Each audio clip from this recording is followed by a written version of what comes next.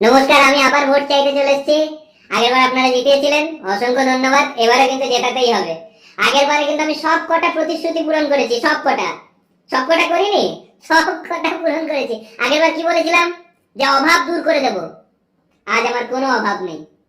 আগেরবার আপনারা কি বলেছিলেন? যে এখানে জায়গা জমি নিয়ে প্রচুর ঝগড়া মারামারি হচ্ছে, বাইরের লোক দখল করে নিচ্ছে। আমি কি বলেছিলাম? এটা আমি করতে দেবো না, বাইরের লোককে দখল করতে দেবো না। আমি নিজে দখল করে নিয়েছি, কোনো ঝগড়া মারামারি নেই। আপনারা রেগে গেছিলেন যে প্রাইমারি স্কুলে মদের ঠেক বসছে, ওটা বন্ধ করুন। আমি শুনে রেগে যাইনি আগেরবার?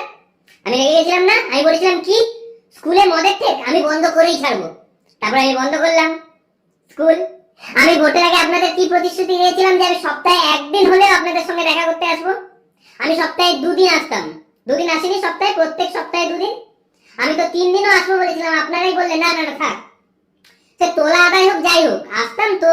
আপনারা কি বলেছিলেন? যে আপনাদের পাড়াতে পর্যাপ্ত পরিমাণে জল নেই। কিন্তু আমি দেখুন কি করেছি, এখন একটু বৃষ্টি হলেই আপনাদের পাড়াতেই জল জমা হয়, কোথাও বেরোতে দিই না। আমি বলি না, ওখানেই থাক, প্রয়োজনের তুলনায় বেশি জল থাকবে দরকার। আপনাদের এখান থেকেই 16 জন দেশি মদ খেয়ে মারা গেল। তো ওদেরকে সরকার কি বললো? 1 লাখ টাকা করে ক্ষতিপূরণ দেওয়া হবে। কেউ পাননি, অনেকে বলছে আমরা পাইনি। পাবেন কি করে? মেন প্রবলেমটা কি? দেশি মদের। আমাদের দেশি মদটাকে নির্মূল করতে হবে। তাই জন্য 16 লাখ টাকা দিয়ে আমি বিলেতি মদের দোকান করেছি একটা। আপনি তো এতদিনে কিছু কাজই করেন। কাজ করিনি মানে? এই এটা কে দেখতো? এই আয় তো, এটা ধর, এটা ধর। কাজ করিনি মানে? কন্টিনিউ কাজ চলছে। সাহস থাকলে বাড়িতে গিয়ে দেখেছো, এখনো পাইপলাইনের কাজ চলছে। গ্রামের কাজের কথা গ্রামের? তুই আমার ইমেজ খারাপ করতে চাইছো? এই কে ধর, আমার ইমেজ খারাপ করতে চাইছে। আমি জানি না কিভাবে ইমেজ ভালো করতে হয়।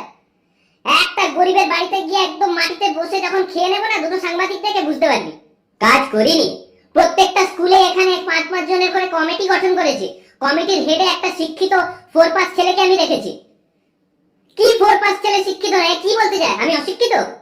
এই গ্রামে কত চুরি হতো, আপনারাই বললেন যেন চুরি কম হয়। সেই থেকে আমি প্রতিজ্ঞা করলাম যে চুরি আমাকে কমাতেই হবে।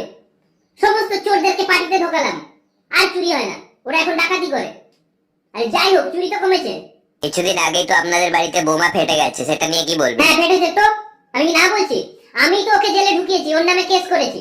যে 20 বছর ধরে ও বোমা বানাচ্ছে, এমন বোমা বানাবেই কেন যে বাড়িতে ফেটে যায়? হ্যাঁ, কিন্তু ওগুলো এলো কোত্থেকে? এই তোমার বাড়িতে বোম মেরে দিতে পারতো। এত কিছু করার পরে অনেকে আমাকে বলে আমি চোর।